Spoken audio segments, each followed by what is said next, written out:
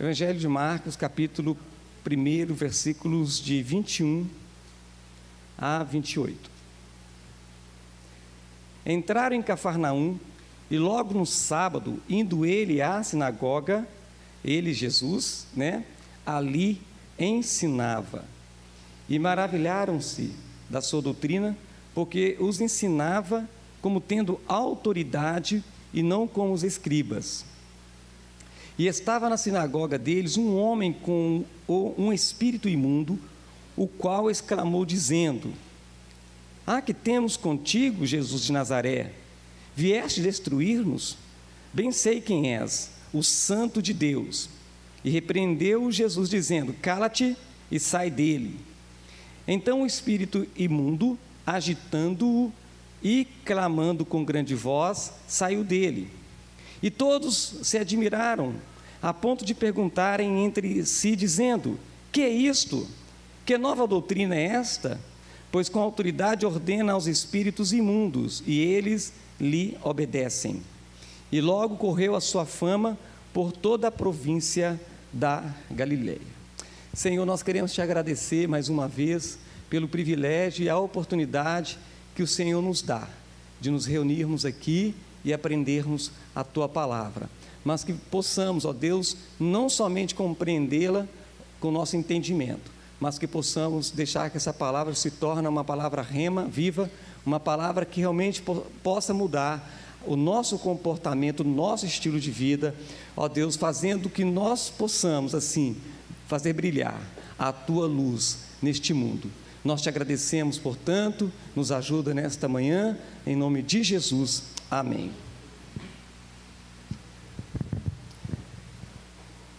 É interessante esse texto porque nós vamos aprender aqui que Jesus, o ministério de Jesus fazia diferença. Vamos dizer assim, o ministério de Jesus era diferente do ministério dos escribas, do ministério dos fariseus, daqueles mestres da época de Jesus. Nós vamos ver isso aqui hoje. Então o tema dessa mensagem é o seguinte, você que está anotando: Jesus e o ministério que fazia a diferença. Diga comigo: Jesus e o ministério que fazia diferença.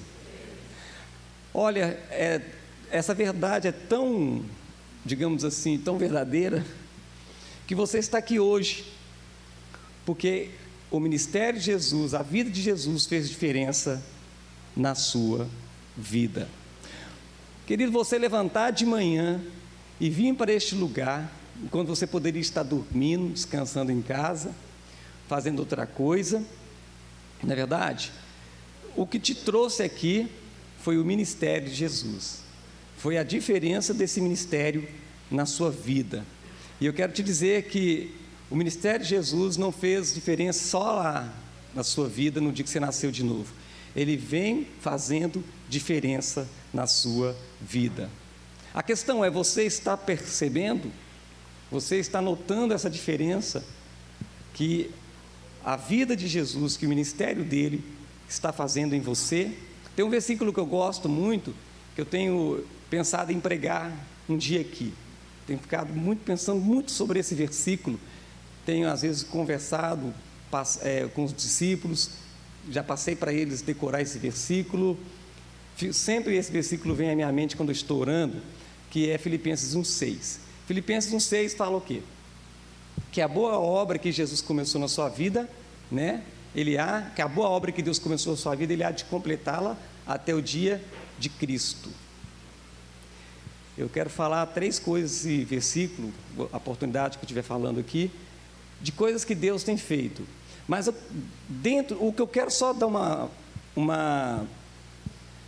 trazer aqui um pouquinho, dentro do que nós estamos falando, a diferença do ministério de Jesus, é que Deus está fazendo uma grande obra na sua vida. Deus começou uma grande obra na sua vida. Quer que você tenha essa consciência ou não, mas Deus está fazendo uma grande obra na sua vida. O ministério de Jesus não foi somente para o dia de ontem, não é somente para o dia de hoje, mas o ministério de Jesus é para todos os dias da nossa vida. A palavra do Senhor fala que as coisas do Senhor, as maravilhas do Senhor, os benefícios do Senhor, eles vão se renovando na nossa vida dia a dia. Que as misericórdias do Senhor, né, a cada dia são renovadas em nossa vida. Olha, querido, se você parar e pensar, é assim que é. Às vezes nós não percebemos isso, mas se você prestar bastante atenção, Deus está fazendo uma coisa tremenda na sua vida. Tremenda. Por isso que o ministério de Jesus impactou, porque era um ministério diferente do ministério dos escribas, que é o que está aqui no texto, que nós vamos ver. Vamos ver essa diferença aqui, essas diferenças.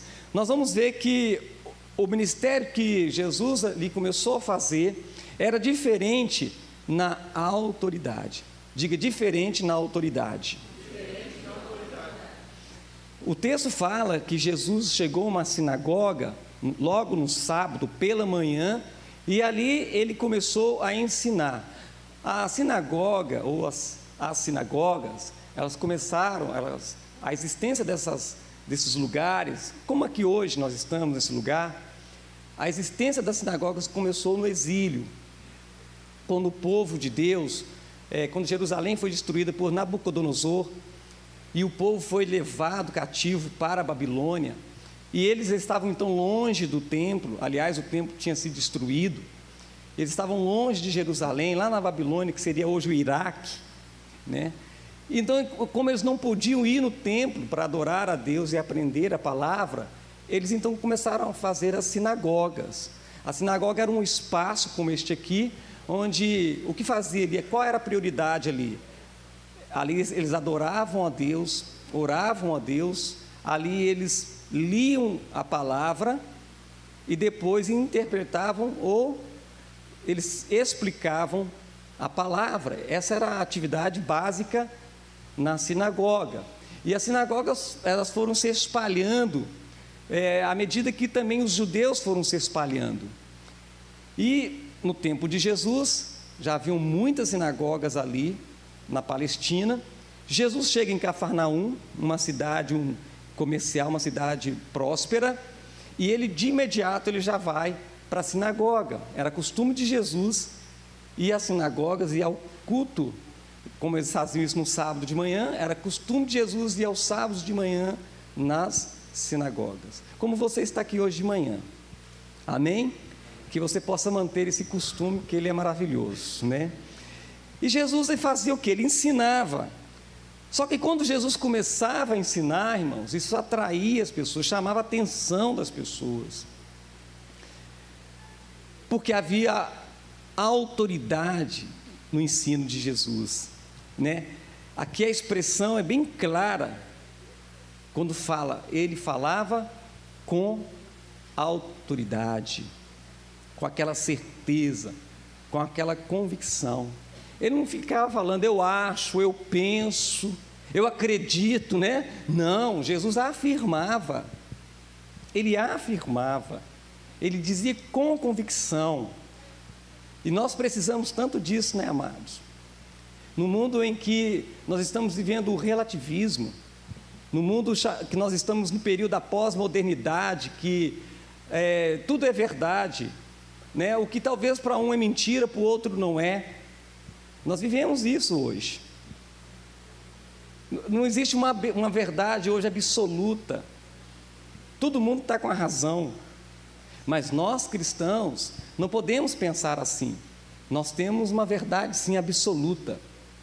E conhecereis a verdade, diz a Bíblia, e a verdade vos libertará. Conhecer a verdade absoluta é que nos liberta, irmãos. Porque conhecer uma verdade relativizada, o que adianta? Uma hora você está acreditando naquilo, outra hora não está mais.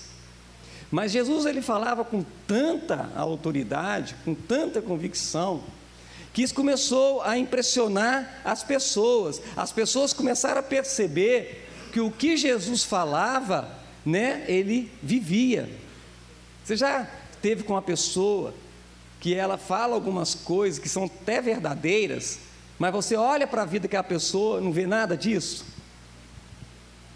Eu não sei o que é pior: aquele que se engana, né? Sabe a verdade, fala de uma coisa que é verdadeira, mas não vive, ou daquele que nem percebe que vive uma mentira. Mas o que eu quero te dizer é que havia uma sintonia com o que Jesus falava, com o que vivia, e assim também nós temos que ser. Nós vamos fazer diferença quando nós vivermos aquilo que pregamos. Eu não sei quem, mas que diz que você só é crente na parte da Bíblia que você pratica. Não adianta você conhecer a Bíblia de capa a capa, não é verdade? Conhecer todos os livros da Bíblia, conhecer os mandamentos, os preceitos, os juízos de Deus, mas você coloca só 10% em prática. Do que isso é importante? O que isso é importante? Deus quer que a gente viva aquilo que a gente está aprendendo, e o pouquinho que nós estamos aprendendo hoje tem que ser colocado em prática, senão seremos considerados como aquela casa que foi construída sobre a areia, e vieram os ventos, as tempestades, ou seja, os problemas da vida, as perseguições, coisas que nós enfrentamos no dia a dia. É uma enfermidade, é um problema financeiro, é um desentendimento com algum irmão, ou um problema no lar com alguém, e logo, porque nós conhecemos a verdade, mas a nossa casa não foi construída sobre a rocha, mas sobre a areia, ela vem abaixo. Nós não conseguiremos jamais vencer as tempestades, porque elas virão, os problemas virão, as lutas virão, as angústias virão, porque está escrito. Mas a palavra do Senhor diz que nós devemos edificar a nossa casa na rocha que é Jesus, é a verdade absoluta. Mas colocar essa casa sobre esta rocha implica que você vive. Então, se nós vivemos, querido, virão as tempestades, virão as lutas, as provações, principalmente na família, querido. Problemas no casamento, né? O casal, quantos problemas que um casal enfrenta, né? Antes mesmo do casamento, como namorados, como noivos, eles já passam por algumas dificuldades. Vem o casamento, com o casamento vem as diferenças, né, mais visíveis, não é verdade? Aquelas coisas que nós trazemos da nossa casa, do jeito de ter vivido ali, do jeito que vivemos ali um dia, levamos para o casamento, levamos a sogra, o sogro, os cunhados, as cunhadas, levamos todo mundo.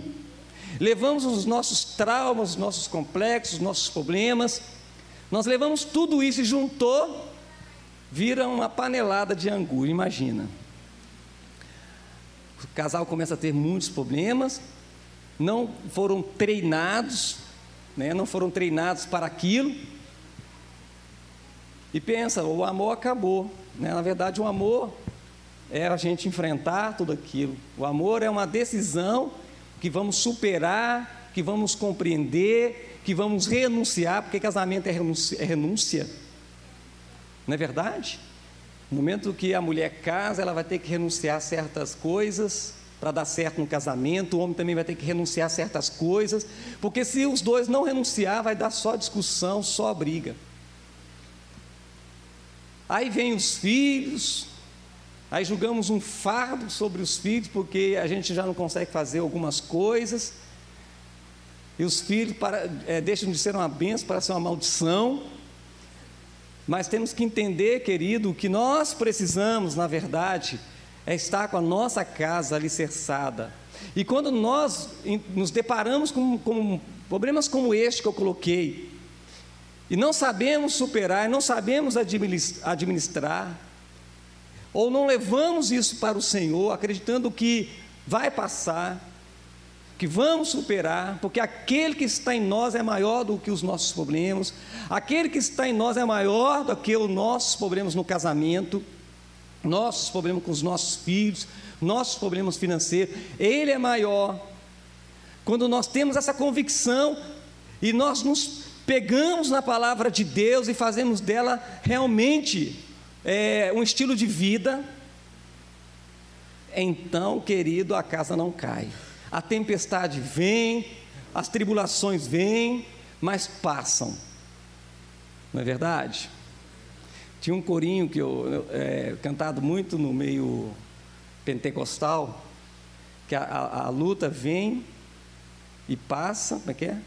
Não desespere não, eu creio em Jesus Cristo, que Ele é a solução, alguma coisa assim. Mas o corinho é só isso mesmo. Ele é curto, né, e objetivo. A luta vem e passa, irmãos. Eu tinha o costume muito de brincar, quando uma pessoa falava assim: Marcílio, olha, nós estamos passando por uma luta e tudo, mas depois da tempestade, e a pessoa parava assim para eu terminar, né? Aí vem outra, né?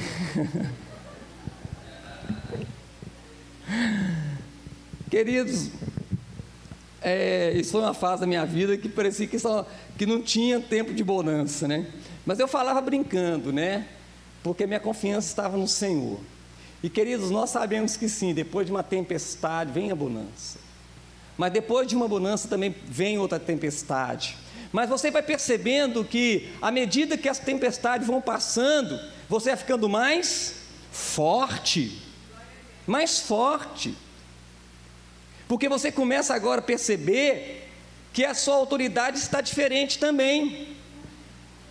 É só você olhar para trás e ver que hoje você tem mais autoridade do que o dia de ontem, ou do que a semana passada, o mês passado, o ano passado.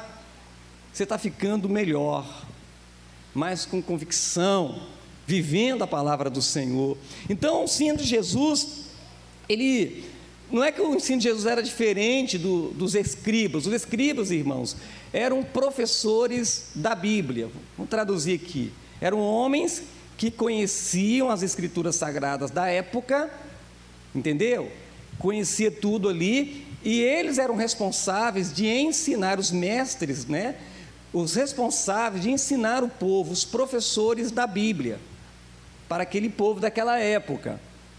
Mas a autoridade, como Jesus pregava, era diferente, mas não porque ele pregava coisas diferentes, porque ele vivia o que pregava, né? Tinha um toque especial de autoridade, e também porque Jesus, ele era a própria palavra. Olha, vamos ler aqui no Evangelho de João. Abra aí, mantenha sua Bíblia aberta em Marcos, né, querido? E vai aí um pouquinho à frente, no 4º Evangelho, no capítulo 1. Olha que interessante como é que começa esse Evangelho. No princípio, versículo 1, no princípio era o verbo, em outras traduções, palavra. Como está aí a letra, né, a palavra começa com a maiúscula, está referindo-se a Jesus. A palavra é Jesus. O verbo é Jesus, amém? E o verbo, ou seja, Jesus estava com quem? Com Deus. E o Jesus era o quê? Deus. Ele, Jesus, estava no princípio com Deus. E todas as coisas foram feitas por quem? Por Jesus. Diga Jesus. E sem Ele, fala, sem Jesus, nada do que foi feito se fez. Por isso, querido, que só Jesus pode preencher o vazio do seu coração. É Jesus aí na causa. Irmão, não se prenda, não dê uma de religioso, você entende? Falar, eu sou crente, eu vou na igreja, eu vou na célula, eu tenho uma carteirinha lá da igreja, aqui nós não temos, mas tem igreja que tem, tá? Mas eu tenho a carteirinha de crente, eu bato ponto todo domingo lá na igreja. Irmãos, isso é muito bom, mas se você disser essas coisas sem o verbo, tudo isso não faz sentido. Aliás, quando eu estava há uns anos atrás aprendendo um pouquinho de inglês, a professora de inglês ensinando um pouquinho sobre verbo, ela falou isso aqui. Eu não sei se ela era crente, agora, né, não perguntei isso na época, mas ela falou que o verbo é a palavra mais importante numa frase. Tirou o verbo, a frase não tem sentido. E ela citava isso, ela citou esse versículo, que no princípio era o verbo. E quando ela falou isso, eu pensei assim, puxa vida, Jesus é o principal que tem numa frase, que tem na vida de um ser humano. Tirou Jesus, tirou o sentido da vida. Eu sempre dou um exemplo aqui quando eu falo sobre isso, né? O Marcelo está aqui hoje, né? Cadê a Cris? Está viajando? Ela faltou de manhã? Ela vai vir à noite, faltou de manhã. Estou brincando. O Marcelo, quando conheceu a Cris, ele imediatamente, para segurar a bênção, ele disse para ela o que estava no coração dele. Ele revelou para a Cris o que estava no coração dele. Ele disse a famosa frase, eu te amo. Ele disse em inglês para ela, I love you, né? Então veja bem, essa frase que ele disse para a Cris, eu te amo, eu amo você, o verbo é qual? Aí, amar. Vamos tirar o verbo amar e vamos falar agora a frase como ele estivesse dizendo para a Cris. Cristina, eu, você. Cristina, eu, você. Tem sentido? O que a Cristina vai pensar? O que você pensaria, mulher, se você que já é casada, e você que está querendo casar, e Deus vai te dar a graça de casar, mas se alguém chegasse para você, o rapaz ou o seu marido, e dissesse isso, eu, você, o que você pensaria? O que esse homem está querendo dizer? O que ele está querendo dizer? Você começaria, as mulheres pensam muito, né? Ia pensar, isso aí é uma mensagem subliminar, né? Subliminar. Hã? E como pensam, né? Diz o Marcelo aqui, né? Vão pensar a semana inteira, o mês inteiro, vão ficar emburradas, né? As mulheres normalmente são assim, elas pensam muito também. Mas veja bem, queridos, o verbo que faltou ali está fazendo falta, não deu sentido a frase. É por isso que Jesus, né, ele é o verdadeiro sentido da sua vida, querido. Não é o seu carro, não é a sua casa, não é o salário que você recebe. Quando é que você vai aprender, meu irmão, que essas coisas só vão te trazer preocupações, né? Olha para você ver, toda vez que você está preocupado, é porque você está pensando em Jesus, irmão? Não, mas pode ter certeza que toda vez que você está preocupado, é a conta de água, é do telefone, é o homem, é a mulher, é o filho. Gente, é interessante. Por mais que você pense em Jesus, você nunca vai ficar ansioso. Essa é uma verdade absoluta, querido, que eu estou colocando para você. E Jesus, ele tinha essa autoridade, porque ele é a própria palavra que pregava, né? E ele tinha um compromisso total com o que ele ensinava. Diga, Jesus tinha um compromisso total com o que pregava e ensinava. Então ele vivia, de certa forma, intensamente a palavra que ele pregava. Então, dentro disto, o que Deus quer para mim e para você nesse primeiro momento, que nós possamos pregar ou ensinar aquilo que nós estamos vivendo, nós estamos aprendendo com Jesus, né? Deus quer que a gente pegue essas verdades e viva essas verdades, irmão. Não tenha medo de viver a verdade, irmão. Às vezes, viver a verdade no mundo como hoje, a gente tem que pagar um certo preço. Às vezes, no seu trabalho, você vai viver uma verdade lá, você vai ter que pagar um preço. Não é isso mesmo? Eu sempre dou esse testemunho aqui também. Eu estou sempre falando, irmão, porque eu sei que tem muitos irmãos que ainda não ouviram. Mas eu lembro que logo que eu fui trabalhar numa rede de farmácia, e eu era ainda novo convertido, e eu tinha entendido, porque eu sempre tinha uma tendência para mentir, irmãos, né? Eu acho que só eu tinha esse problema. Então eu ficava com muito medo de mentir, porque eu li na Bíblia em João 8,44, que todo aquele que mente é filho do diabo. Está escrito lá no Evangelho de João, capítulo 8, versículo 44. Esse foi um dos primeiros versículos que eu guardei, porque ele impactou.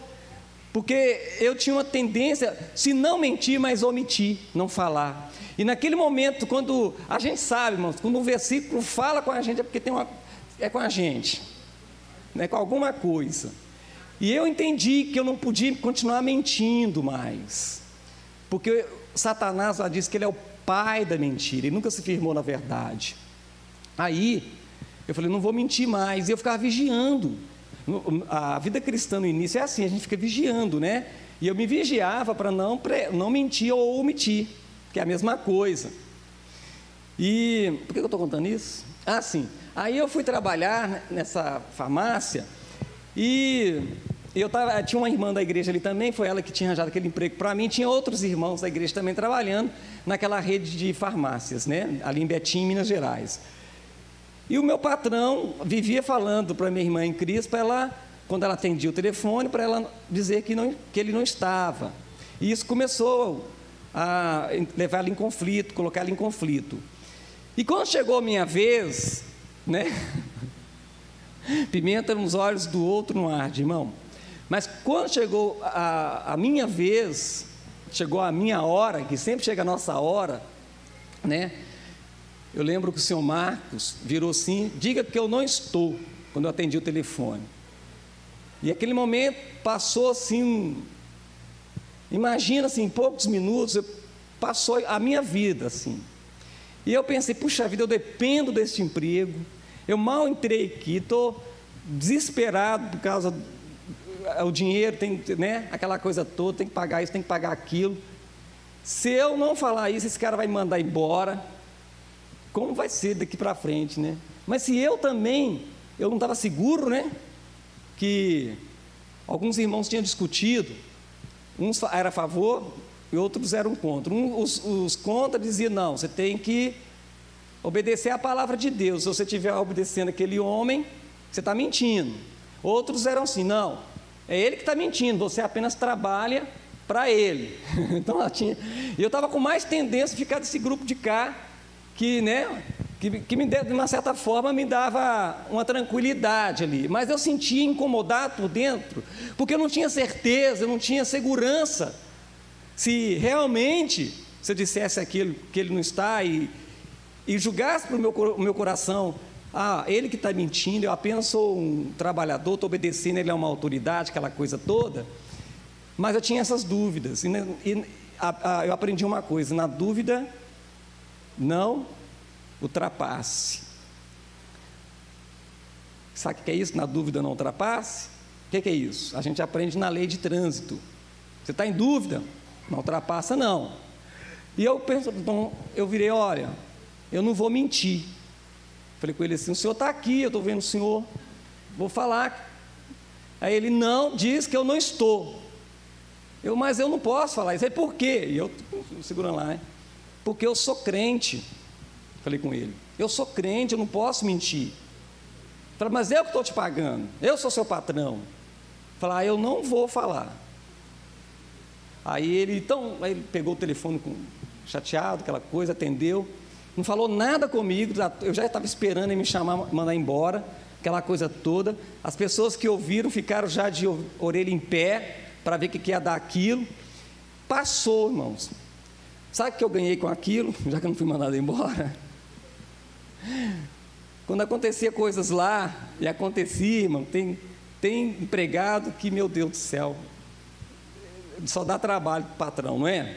E os meninos viviam quebrando remédio, viviam levando remédio, mas o patrão não sabia, né? Então, quando acontecia uma coisa assim, e eu trabalhava junto com aqueles meninos, era para ser incluído, mas toda vez eles, o irmão não mente, né? O irmão ficou isso.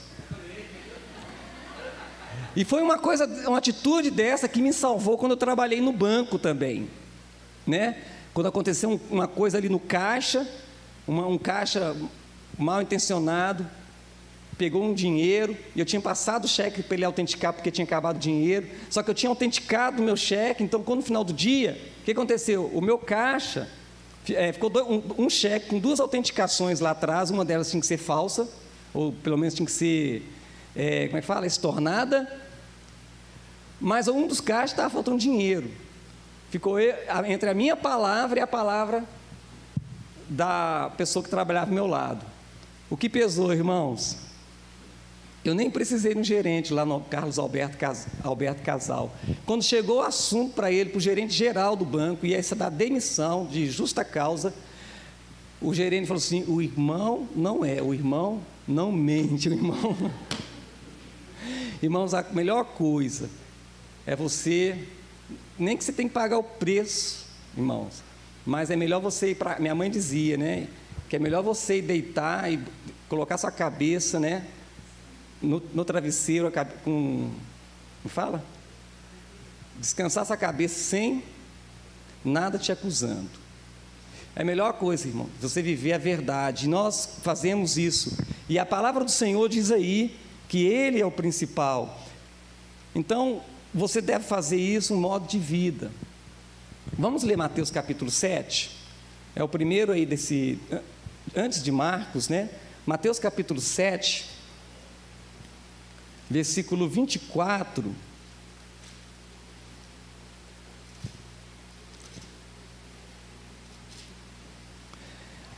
até o 27.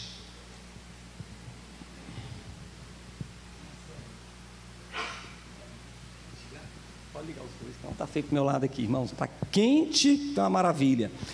Todo aquele, pois, que escuta estas minhas palavras, aqui é Jesus falando, e as pratica, assemelhar-lo-ei ao homem prudente que edificou a sua casa sobre a rocha, e desceu a chuva, e correram os rios, e assopraram os ventos, e combateram aquela casa, e não caiu, porque estava edificada sobre a rocha. E aquele que ouve essas minhas palavras e as não cumpre, compará-lo-ei ao homem insensato que edificou a sua casa sobre a areia. E desceu a chuva, e correram os rios, e assopraram os ventos, e combateram aquela casa, e caiu, e foi grande a sua queda. Aqui no Tiago está depois de Hebreus, irmãos, lá na frente as cartas. Tiago capítulo 1, se você não encontrou, só ouça então. Tiago capítulo 1, versículo 22 ao 25, preste atenção no que eu vou ler. E sede cumpridores da palavra, e não somente o quê? Ouvintes, enganando-vos com falsos discursos. Porque se alguém é ouvinte da palavra e não cumpridor, é semelhante ao varão que contempla ao espelho o seu rosto natural, porque se contempla a si mesmo, e foi-se, e logo se esqueceu de como era. Aquele, porém, que atenta bem para a lei perfeita da liberdade e nisso persevera, não sendo ouvinte esquecido, mas fazedor da obra, este tal será bem-aventurado ou feliz no seu feito. Então a gente percebe aqui que ele está, quando você vai no espelho, hoje você foi até o espelho, escovar os dentes, lavar o rosto, passar um batom, no caso das mulheres, pentear o cabelo, você se contemplou ali. Mas logo que você saiu dali da frente do espelho, você esqueceu da sua imagem, você já não lembra mais daquela imagem, só naquele momento, mas você vê a sua imagem refletida ali. O que o texto está querendo dizer é que você tem que manter essa imagem refletida sempre. Mas o cristão que apenas ouve a palavra e depois que sai do culto já não lembra mais dela e faz tudo ao contrário, é como aquele que contemplou a sua face no espelho e já esqueceu depois que saiu dali. E esse contemplar, né, aqui seguindo, acho que é 2 Coríntios, capítulo 3, 18, fala que nós temos esse reflexo, a imagem de Cristo, ou seja, quando você olha no espelho, a Bíblia fala que você foi feito à imagem e semelhança de Deus. Você, olhando ali a sua imagem e semelhança, você vê um reflexo da imagem de Cristo. Ou seja, nós temos que viver aquilo que Jesus viveu, obedecer às suas palavras. Então essas são as palavras aqui de exortação para nós, e eu quero que você, meu irmão, se inspire a viver uma vida como a de Jesus, a viver uma vida como a Bíblia diz para você viver, não só ser um ouvinte, né, mas ser um ouvinte que pratica, não ser um ouvinte esquecido. Amém? A segunda coisa que diferenciava o ministério de Jesus para com dos professores da Bíblia da época dele, é que era diferente no poder sobrenatural. Diga, diferente no poder sobrenatural. A palavra de Deus, queridos, era reconhecida como a palavra da autoridade. Como hoje, você está aqui, eu estou pregando em cima da palavra de Deus, e você reconhece que a Bíblia é a palavra de Deus para você.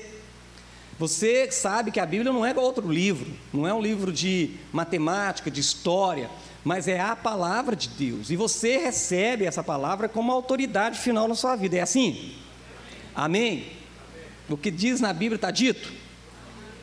Então, ela também na época de Jesus era reconhecida como a palavra de autoridade entre aqueles homens ali, e também não só entre os homens, era uma palavra de autoridade reconhecida aonde? No reino espiritual, irmãos. O texto de Marcos, deixa eu voltar lá, mostra isso, que os demônios lá, quando viram Jesus estava ali na sinagoga, deixa eu pegar aqui, olha aqui, ele estava ali ensinava com autoridade. Aí de repente, lá na sinagoga, lá na igreja, irmãos, lá onde é a palavra de Deus, onde é o lugar de oração, o lugar de ensino da palavra, o lugar onde o ambiente da presença de Deus, da comunhão dos irmãos, lá tinha demônios. Eles também gostam de vir fazer parte do culto, E os demônios ali começaram a exclamar: que temos contigo, Jesus Nazareno? Vieste destruir-nos? Bem sei quem és, o Santo de Deus. Vem incomodar a gente antes do tempo. Eles estavam querendo dizer o seguinte: os demônios sabem, irmão, que no último dia eles serão lançados lá no lago de fogo. Está destinado, eles sabem, os demônios sabem que estão destinados ao lago de fogo. E eles estão falando: puxa vida, Jesus, vieste nos incomodar antes do tempo. Dá um tempo, Jesus, Eles estavam querendo dizer mais ou menos isso. Então, a gente percebe que havia um poder sobrenatural, porque os demônios se viam na obrigação, queridos, de obedecer Jesus. De obedecer Jesus. Que coisa, De obedecer Jesus. Esse sinal de obedecer é tão tremendo, irmãos. Eu lembro uma vez um testemunho do pastor Francisco, lá da Igreja Batista Nova Canaã de Betim. O pastor Francisco é aquele que, muito voltado para a oração, sabe? Muito voltado para expulsar demônio. Ele gostava de expulsar um capiroto, E uma vez ele estava ali na reunião de oração, expulsando alguns demônios, e o demônio falou que não ia sair, não vou sair. E o demônio disse para ele que não tinha pernas. E ele, então, sai rolando, Mas o demônio saiu. Oh, meus irmãos, o pastor Francisco é incrível. Pastor Francisco é incrível. Um dia Marta Anderson, uma atriz famosa, acho que na verdade, não sei se ela era atriz e modelo, alguma coisa assim. Você já ouviu falar de Marta Anderson? E ela tinha sido assim, tinha convertido, naquela época era novidade, um artista converter-se, e ela pregava o evangelho com veemência, com convicção. Deus usou muito a vida dela ali em Betim para ressuscitar uma menina, para pregar o evangelho. E, gente, vieram tantas pessoas de tantos lugares, e as pessoas ficavam endemoniadas. Então a gente levava as pessoas para trás do palco, porque para não atrapalhar o culto. As pessoas iam ficando endemoniadas, a gente levava lá para trás, repreendia o demônio da pessoa, ela voltava. E já estava lotado lá. Lotado. E um demônio lá resolveu, porque eram tantos ali, ali no chão, rodando para lá, para cá, e de repente, um lá tentou escapar, ele foi correndo e pisou assim, pisou na pessoa, irmão? Está debaixo dos meus pés. Eu falei: oh meu Jesus, o demônio sumiu da vida da pessoa. E eu fiquei pensando, como é que essa pessoa depois ficou, Porque foi uma pisada, irmão. Mas assim, coisas que eu era bem assim no início do evangelho, e eu vi aquilo. Mas os demônios sabem, irmão. Há uns anos atrás, em Charqueada, agora há pouco saiu no jornal, que eles destruíram lá, acabaram com o presídio feminino. Mas a gente ia ali no presídio, em Charqueada, no presídio feminino. E eu lembro uma ocasião que eu estava dirigindo um louvor, tocando ali o violão, cantando, as duas irmãs cantando comigo, a irmã jesuíta, né? Os irmãos sabem da irmã jesuíta, né? A irmã jesuíta, a irmã Florinda cantando, lá, lá, lá, lá, lá, lá, lá, e a gente, um canarinho belga cantando. Só nós três conhecíamos a música. De repente, a pessoa que estava do lado começou a cantar com a gente também. Eu falei, gente, como é que essa pessoa sabe? Porque até onde nós sabíamos, todas elas não tinham nenhum conhecimento assim. Aquela música, para ela saber, ela teria que pelo menos ter sido crente lá no passado, mas nada. E eu comecei a ficar suspeitando daquela pessoa cantando ao meu lado, aquele ambiente foi meio pesando. A hora que eu vi que a coisa não estava bem, eu parei e fui repreender. E quando eu fui repreender, mas o diabo desceu quente, mano. Eu nunca vi demônio tão bravo como aquele. Aqui na gengiva dela saía sangue, os olhos ficaram vidrados, parecia zumbi, nunca vi, mas deve ser mais ou menos isso. E aquele negócio assim, eu comecei a ficar com medo. As irmãs, ó, chisparam, as mulheres cisparam, os carcereiros ficaram sem saber o que é, mas de longe, eu e o demônio deu um chutum, o meu violão foi embora. Eu fiquei ali, meu Deus. E ele ria, dá aquela gargalhada horrível, irmão, lá do inferno. O que eu vou fazer, meu Deus? E o diabo falou uma coisa, o diabo é tão ignorante, né? Ele virou assim, deu aquela risada macabra e disse, quem é você para me expulsar? E eu orando ao Espírito Santo, falei, Espírito Santo, o que eu faço? Naquela hora, o diabo deu a deixa para mim. Quem sou eu, irmãos? Sou eu que expulso? Não. Quem expulsa demônios? Quem é a autoridade sobrenatural, o poder sobrenatural é Jesus. Nós faremos obras maiores que Jesus, mas no nome de Jesus, irmãos. No nome de Jesus. E quando falou aquilo, eu fiquei cheio do Espírito Santo, uma coragem veio sobre mim, e eu disse, você disse a verdade, demônio. Eu não posso te expulsar, mas aquele que está em minha vida te expulsa. Sai agora em nome de Jesus. Oh, irmão, foi uma vitória. Foi uma alegria. Todo mundo começaram a pular de alegria. As irmãs voltaram alegre. Todo mundo voltou alegre. Saímos dali. Fiquei 2 quinta-feiras sem ir lá.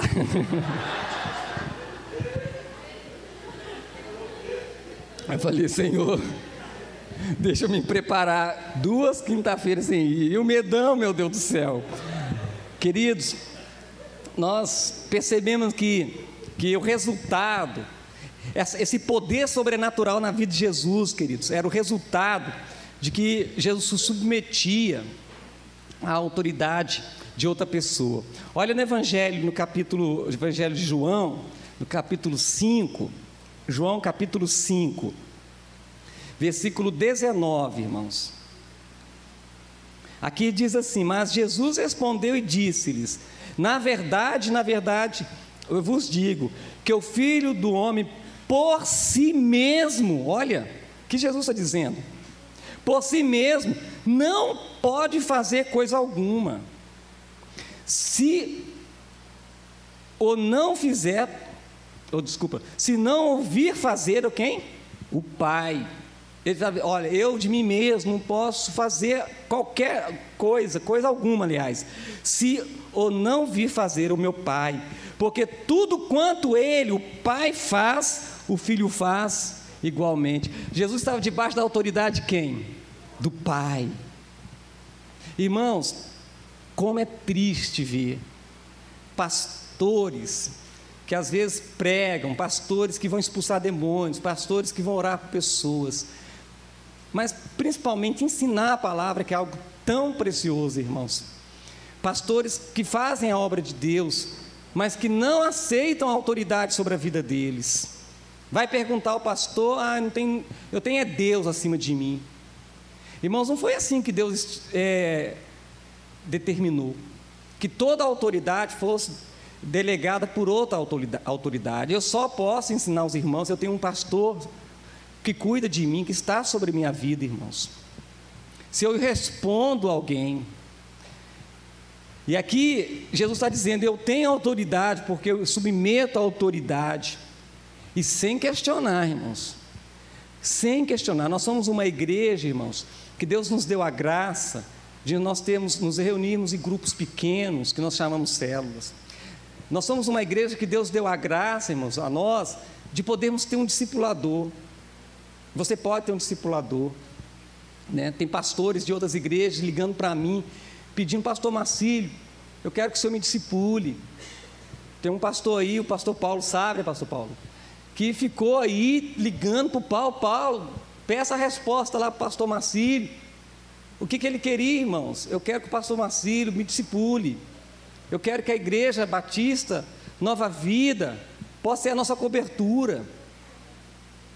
E eu estou falando de uma igreja, irmãos, de outra denominação. O pastor, ele provou dessa autoridade, do que ter uma autoridade na vida deles, né? O casal lá, o pastor Paulo e a pastora Rosa tiveram a oportunidade de fazer um discipulado na vida desse casal. Eles experimentaram, eles falam, como é bom. Tem pessoas que estão aí sedentas, irmãos em Cristo sedentos. E olha, irmãos, só o fato da gente começou a ajudar eles, e eles submeterem à autoridade. Sabe o que está acontecendo na igreja deles? Coisas maravilhosas. Ele contando para mim o que estava acontecendo, o que está acontecendo na igreja deles, na vida da igreja deles, mas principalmente no casamento deles com seus filhos, na casa deles. Ou seja, irmãos, se você quer ver o poder sobrenatural na sua vida, submete. A Bíblia fala, irmãos, que aquele que se submete, Deus honra ele, mas aquele que quer sobrepujar, Deus não honra. Aliás,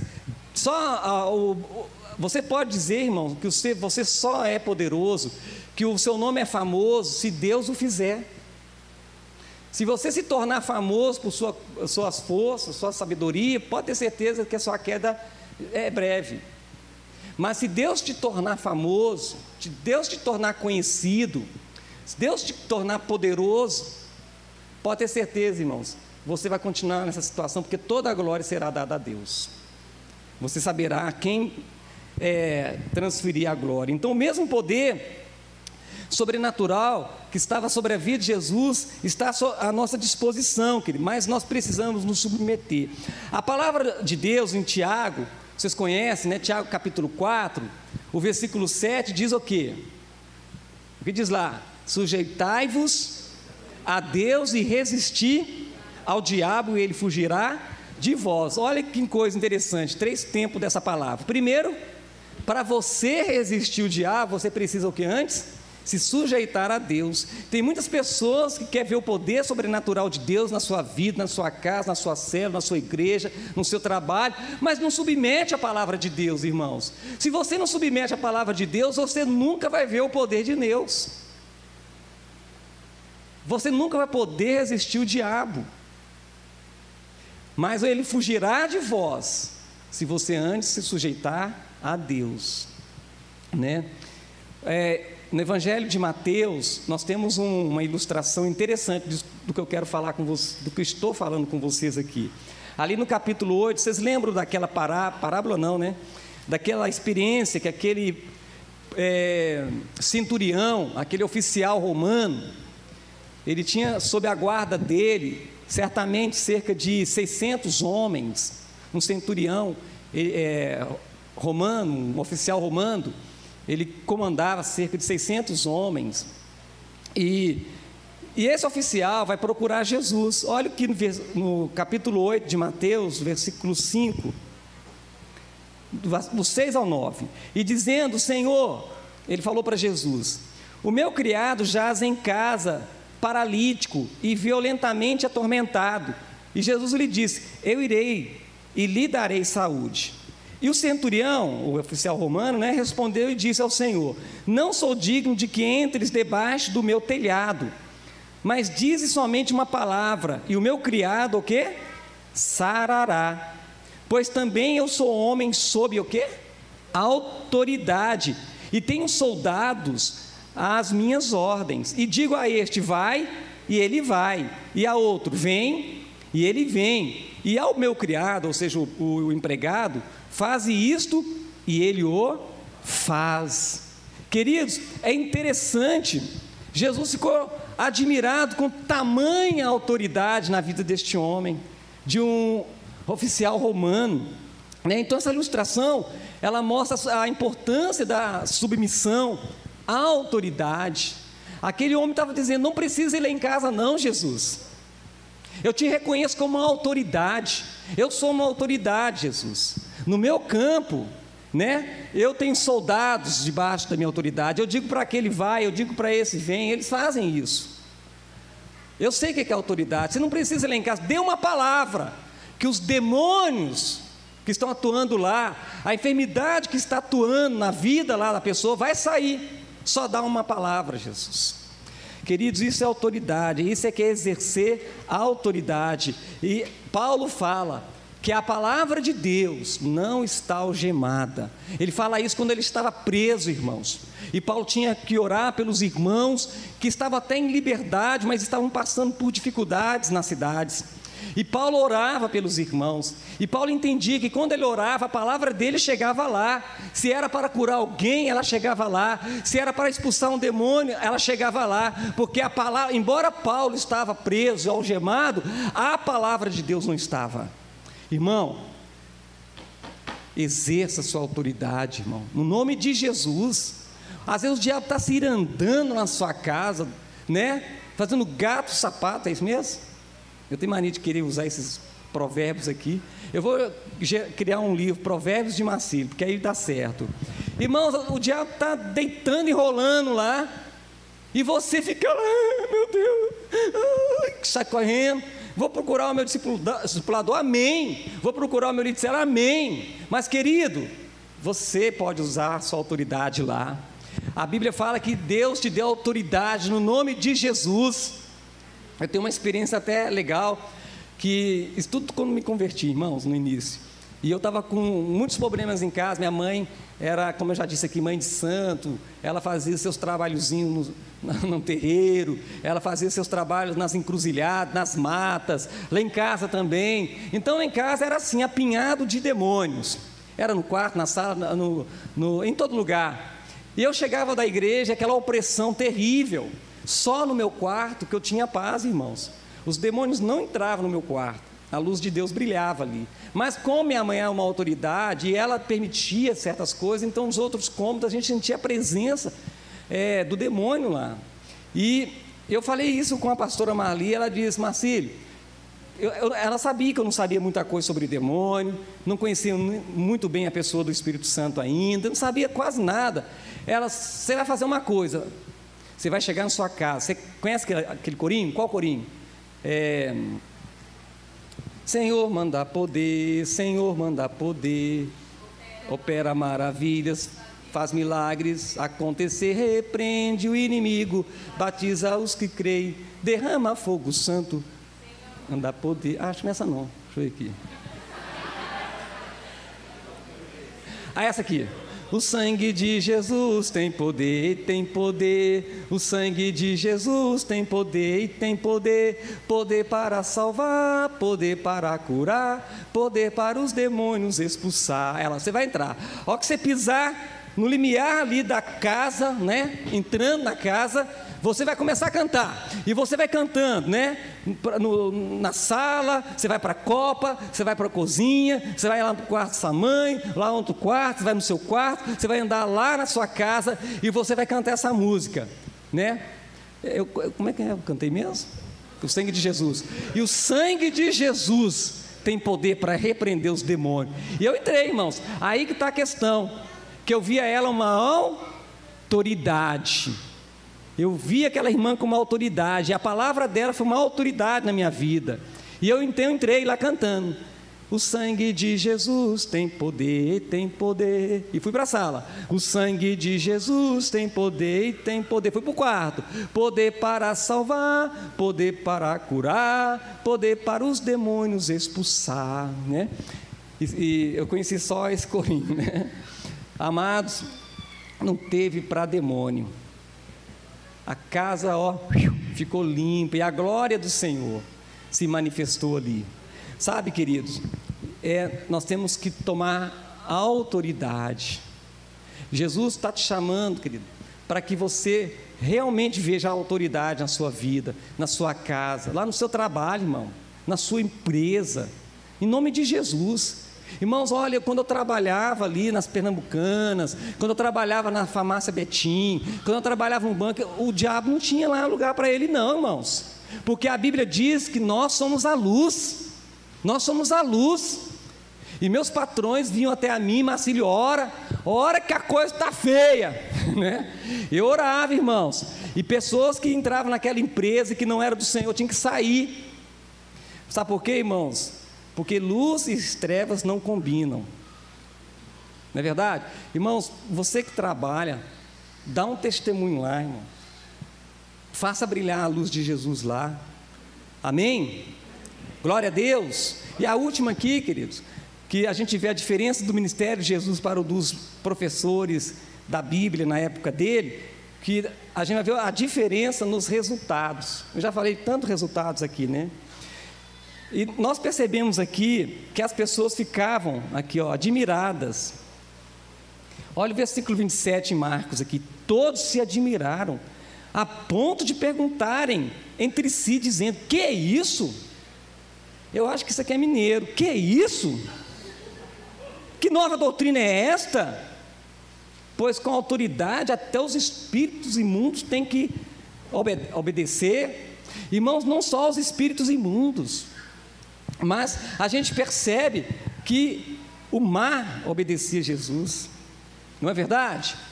Uma situação em que Jesus estava no mar da Galileia e começou aquela tempestade, ele mandou: mar, fica calmo. Ele falou para o mar e o mar ficou quieto. Os elementos da terra, é tremendo. Jesus falou para eu esqueci aqui, uma árvore, a figueira, porque não tinha fruto nela. Ele amaldiçoou e ela no outro dia estava seca. Então nós temos aqui, a gente percebe os resultados, né? Mas o que estava acontecendo na época de Jesus?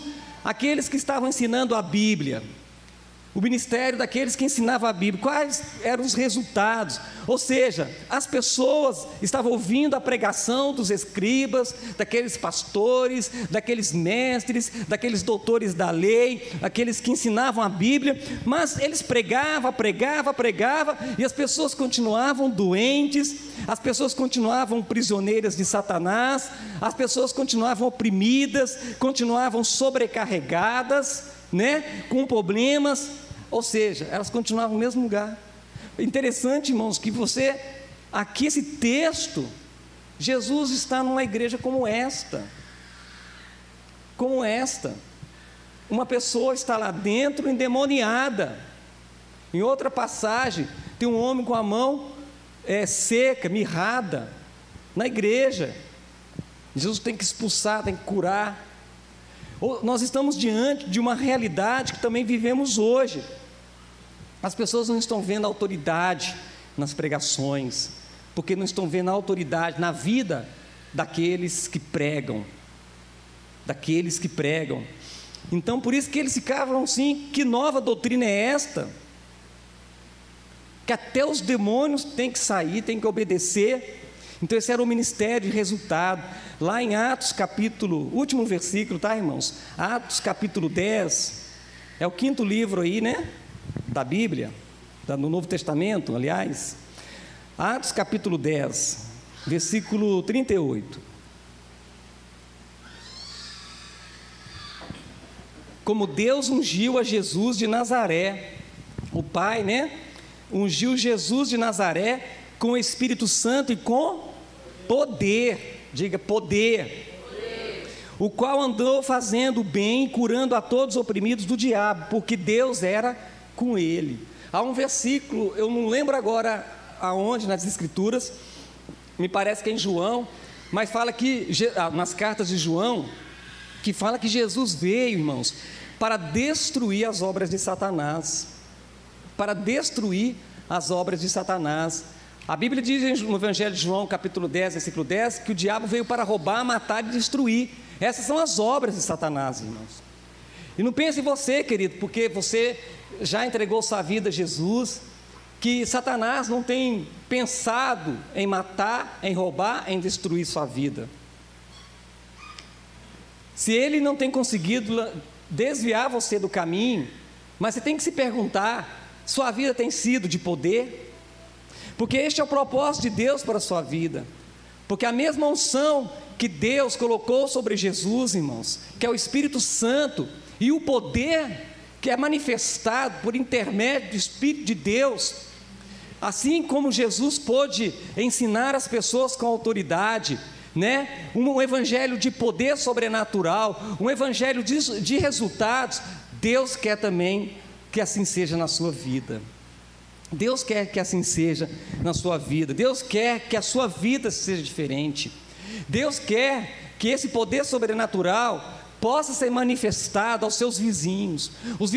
Seus vizinhos possam olhar para você e dizer algo diferente nessa mulher, algo diferente neste homem. Essa pessoa, quando fala, eu posso sentir que há um poder quando essa pessoa fala, há uma autoridade. As pessoas têm que te ouvir, querido, e se admirar e ver que a sua vida é diferente, que você está fazendo diferença na sua casa, que você está fazendo diferença na sua rua, no seu bairro, no local onde você trabalha, onde você estuda. Querido, as pessoas têm que olhar para você e dizer: ali vai um homem de Deus, uma mulher de Deus, alguém que vive a verdade, alguém que vive a verdade. É isso que Deus espera de mim, é isso que Deus espera de você, querido.